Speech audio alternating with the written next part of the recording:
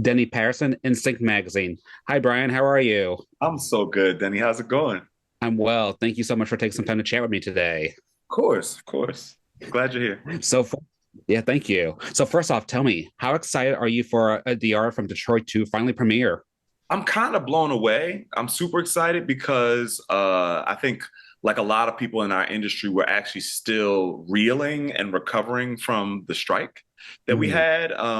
had. We've completed this show almost a year ago now, and Yeah, it so premiered like in July of last year, didn't it? yeah, we did Tribeca Film Festival last year, and so to finally be in this space where the world gets to see this thing we've been working on, it's like waiting for a baby to walk a little bit. I'm so excited.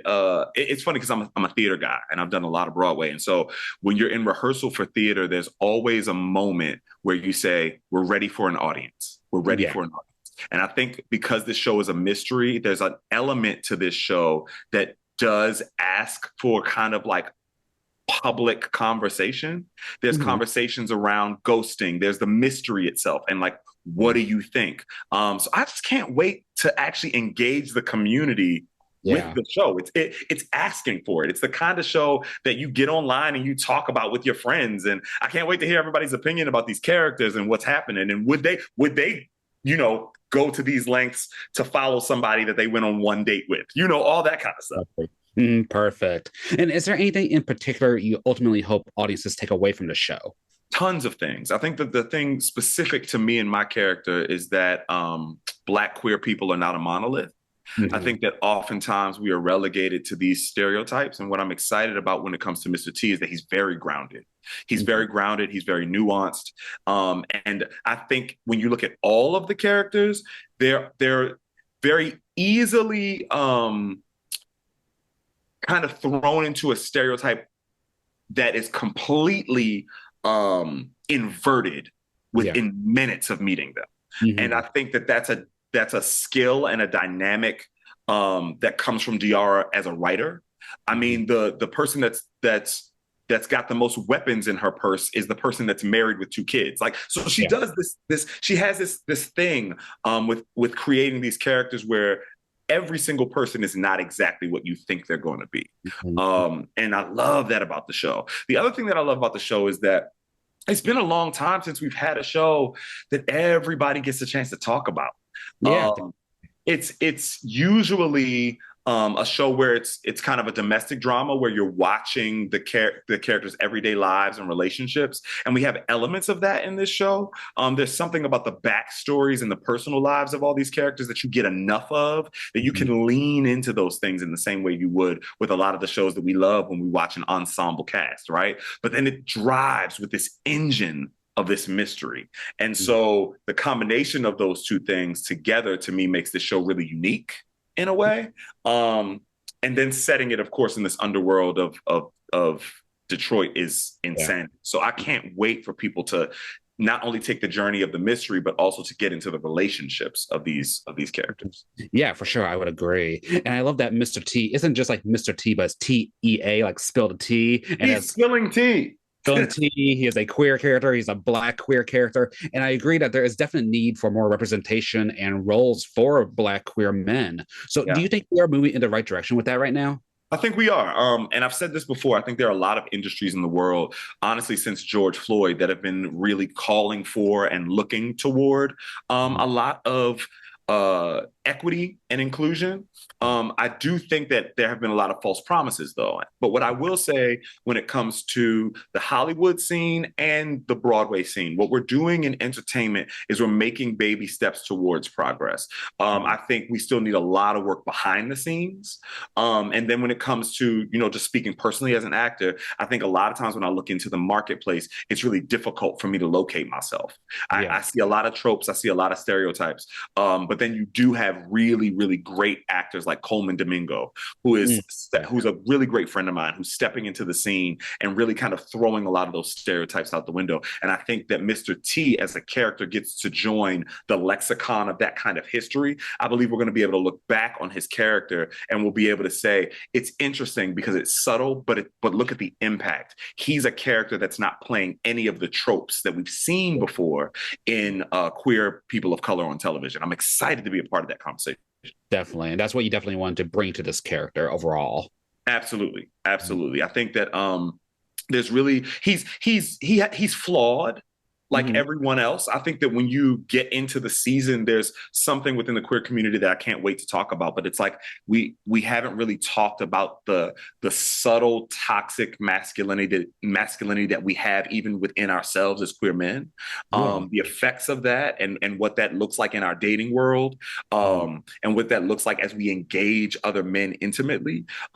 We haven't really talked specifically about the fact that there's a little toxic masculinity in that single guy that's out there. We haven't really brought that up in our community. We just go to the party.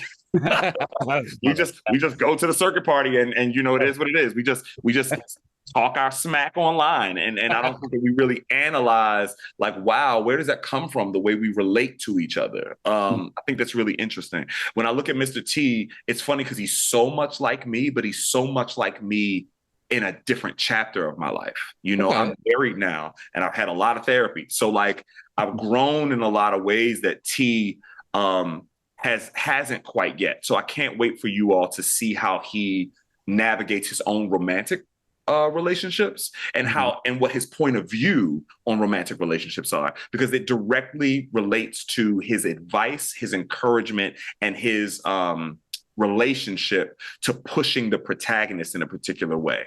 Right. Okay. Everything that we do in terms of how we relate to other people is a reflection of ourselves. Definitely. And so we look at how Mr. T is navigating what Diarra is going through. It has a lot to do with where he sits from his point of view on relationships. He's very much a free spirit and he's not trying to be locked down in any kind of way. So that level of sexual freedom is an interesting thing to watch in a queer Black character set in Detroit. Yeah, perfect. And how would you say Mr. T has helped you evolve as an actor? Oh my God. And it's funny because I feel like I pontificate a lot, but to be honest, the thing I'm the most excited about is that he's funny. The man is funny. And I don't get a chance to often play in comedy. So yes, this is a grounded, dark comedy, but it's funny as hell. And that was one of the things that I think I got a chance to really enjoy in this is the comedy of it. Yes, it's serious. Yes, it's a real mystery. All those things are true, but it's funny. It's funny as hell. And we want everybody to take the ride and enjoy the ride. That's been fun to play. Yeah. I just needed a break. I didn't want to go and cry and weep or talk about, oppression another day.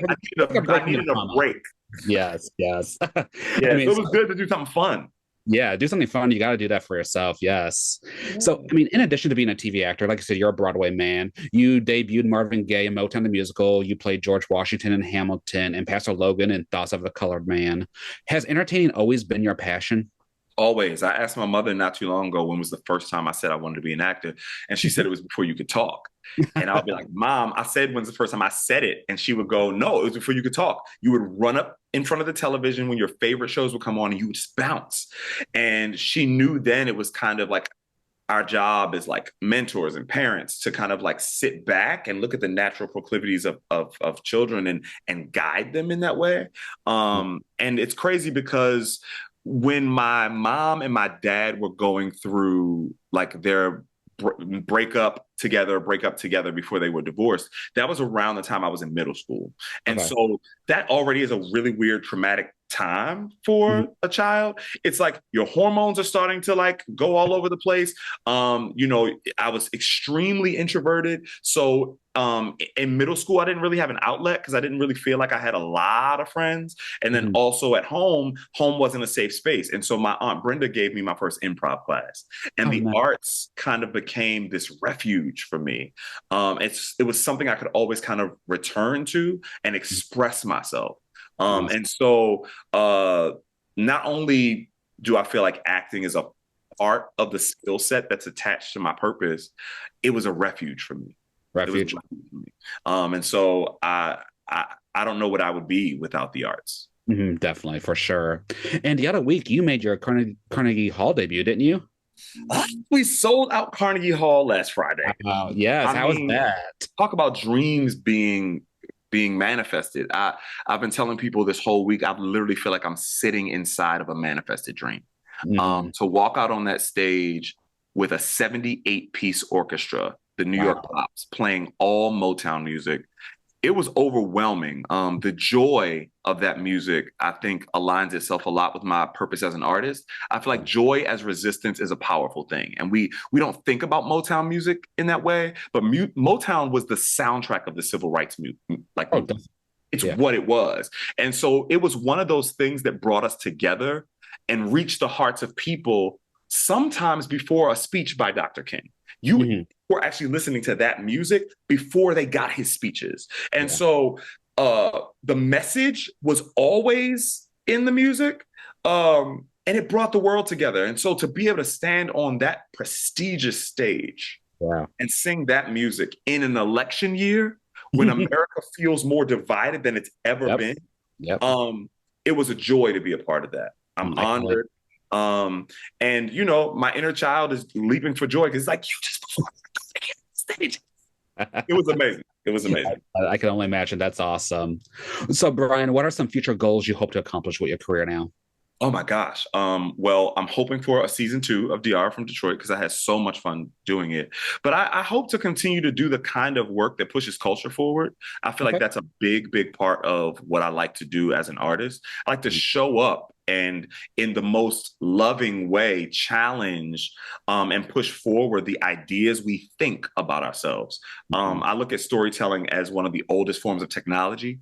I mean, before we really had the wheel, we had hieroglyphs and paintings on walls. I mean, storytelling passes our history, it passes information, but it also helps us to evolve and see ourselves as a people, as a culture. And so I hope to kind of continue in that long line of amazing storytellers. I'd love to keep telling great stories that continue to expand and push culture forward.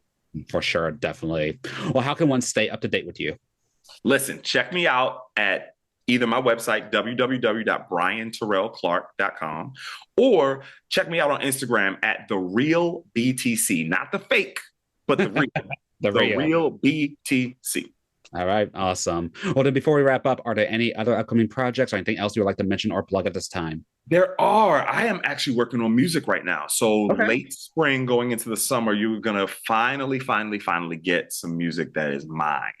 Written by me, sung by me, performed by me.